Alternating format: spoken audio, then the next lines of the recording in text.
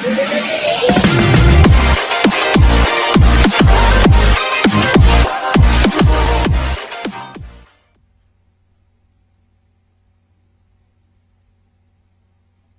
everyone, welcome to my YouTube channel of MK Projects.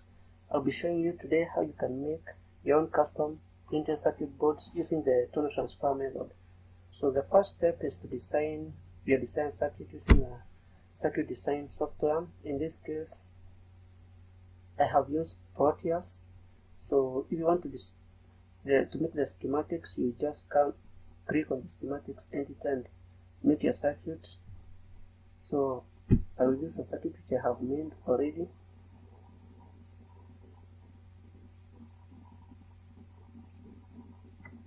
Let's give it some time to open. So here's my schematics.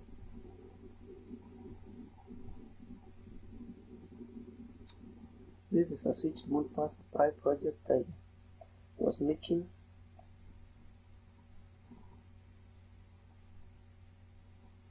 So after making your schematics, you need to transfer it to the PCB editor to create the custom PCB footprints that you want. So you click here in the PCB layout,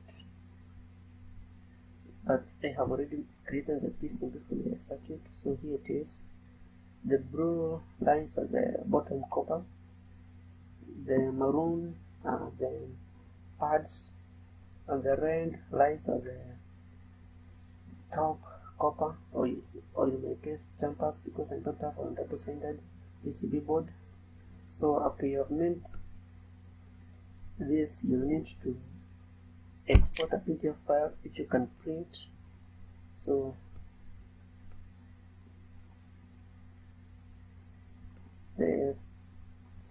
also you can also view it in 3D to see how your project will look like in the final sense.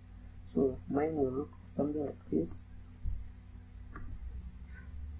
So if you want to print, you come to output, export graphics, and export another PDF file, and it should give you something like this.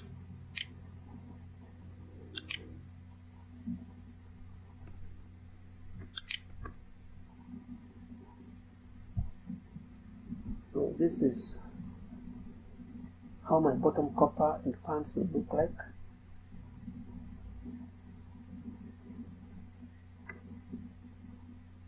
So when printing, I have to mention that you should print on the glossy side of a glossy or magazine paper, because it works best with the tuner transfer method. Otherwise your PCB, your transfer will not work at all, probably. So the things that you need are a glossy paper, you need an iron, the normal clothing iron. You also need some etchant. In my case I'm using copper chloride. You can also use the very common ferric chloride, but in my case I found it to be a bit toxic, and also copper chloride can be recycled, so it's best, it works best. So then what you need is to, after printing this layout, you need to cut it to the desired size, and you also need a copper clad board, and cut the piece which will fit your PCB footprint. So then you need to place the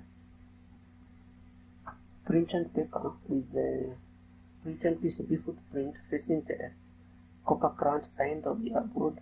But first you need to scrap your copper clad board so as to remove the oxidized copper layer, or you can also use some acetone to wash it off, or you can use the metal scrap to scrap the oxide layer. Then you need to place the printed glossy paper with the printed side facing the copper board, and then you need to set your iron at the highest temperature and hold and press it tightly on the paper for about 10 or 20 seconds so that the paper will stick. Then you need to move your iron around to evenly distribute the heat. So what happens is that then also I have to mention that you should use a laserjet printer, because the ink is usually a polymer, and which when applied with heat it will melt and it will be transferred to the copper surface.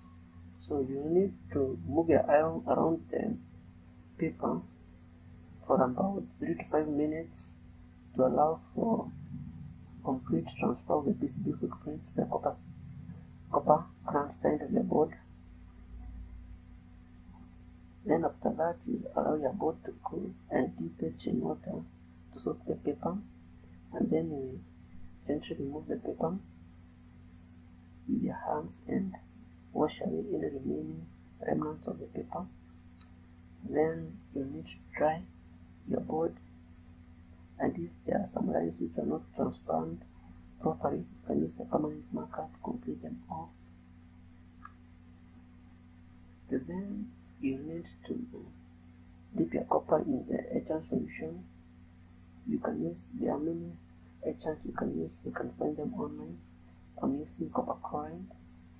So then you need to wait for the exposed copper to get absorbed or eaten away. To speed up the process, you can use warm water or warm your etchant beforehand. You also need to soil the board you'll be using from time to time so as to allow for even etching.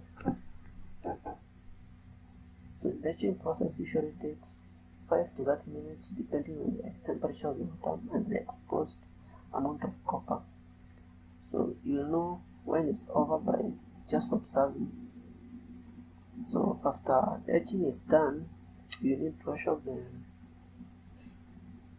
the resist. You can use some acetone, or you can also use a metal scrub to scrub it off and ensure that you do not over scrub or eat away the remaining copper, because usually there are some lines which are so thin and can be easily damaged.